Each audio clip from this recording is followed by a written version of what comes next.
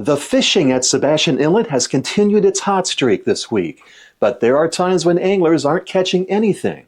In this video, we will discuss some of the optimal times to fish at the inlet. Hello everyone, I'm Andy Hodges and I help people achieve greater success when fishing at the inlet. This week, anglers have been catching snook, redfish, jacks, sheepshead, mangrove snapper, Spanish mackerel, and even some flounder. We will also discover bonus tips for catching sheepshead in this week's Sebastian Inlet Fishing Report. We spoke with our friend Wayne Landry, also known as the Snook Man, who told us that bait fish like greenies and mullet are still present at the inlet. But most of the action is on the South Jetty, and we'll explain why. Subscribe if you haven't already to receive these fishing reports. It's free.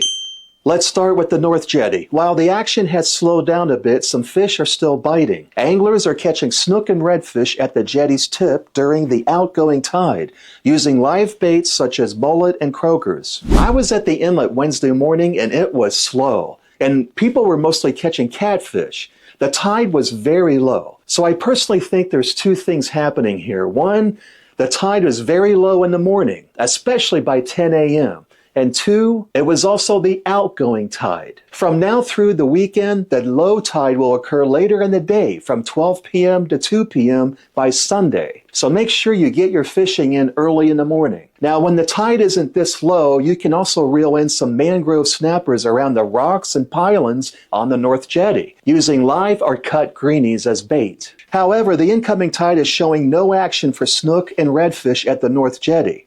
Sheepshead are also in the mix, biting on fiddler crabs and cut shrimp. And by the way, please don't fill the fishing line recycling bins with aluminum cans. Some people think that this is a recycling bin for cans, but it's not. It's only for used fishing line. Now onward to the South Jetty. The outgoing tide at the tip is producing blue runners, jacks, and some snappers, along with puffers and catfish. Anglers say that any kind of cut bait will work for these species. The afternoon and evening incoming tide has seen the most action due to cleaner water, and the water is also warmer here than the North Jetty. From the tip all the way back to the bridge, anglers have been catching snook and redfish using live croakers. Also, there have been quite a few mangrove snapper caught using live shrimp and greenies. Surf fishing has been slow for about 3 weeks. Few people have been fishing along the beaches because the morning tides have been very low, likely due to the full moon on July 21st. Additionally, afternoon storms have kept anglers away during the afternoon high tide cycle,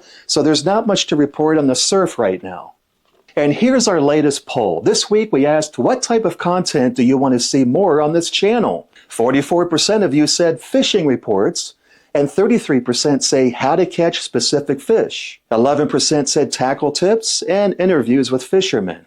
Now, I got some good news. We're working on some videos right now on how to catch specific fish, and I hope to have them published soon. Don't forget to participate in next week's poll on the community tab on our YouTube channel. Now, here are some bonus tips. The incoming tide along the rocks of the North Jetty back to the Sebastian Inlet Bridge is producing some nice catch and release redfish on live croakers along with mangrove snapper and sheepshead. You might need more patience, but this will keep you away from the crowds. If you want sheepshead, they are biting near the South Jetty, just west of the Sebastian Inlet Bridge, along the rocks during the incoming tide. The choice of baits on this side are fiddler crabs and cut shrimp. Let me know how your fishing went this week, or if you have any questions, just drop a comment below. Now for your fishing forecast starting today through Monday. Don't let these clouds and the chance of rain scare you. Yes, there's a good chance of rain every day from now until next week. But these are typical afternoon thunderstorms that happen during the summer. Sometimes it rains, sometimes it doesn't. Highs will be between 91 and 92 degrees with overnight lows around 78 in some evenings. Wind speeds are 5 to 10 miles per hour out of the east and southeast all through the weekend. The chance of rain is between 40 to 70% every afternoon. But other than the rain, there are favorable conditions for fishing. For boaters, expect seas 1 to 2 feet through the weekend, with a moderate chop on the intracoastal waterway. And be sure to head to shore when a thunderstorm is approaching. Now here's something you need to know. The heat index will be 103 on Wednesday and 102 on Thursday. and possibly again on Saturday. If you're planning to go fishing at the Sebastian Inlet, please stay hydrated because a heat stroke can sneak up on you. It can happen regardless of age. So please make sure you drink plenty of water. Also, wear proper sun protective clothing and sunscreen. Please don't mess with this heat without it. If possible, wear a hat and long sleeves. And since there's been giant Goliath showing up at the fishing piers, watch this next video about the rules. Have a great weekend, everyone.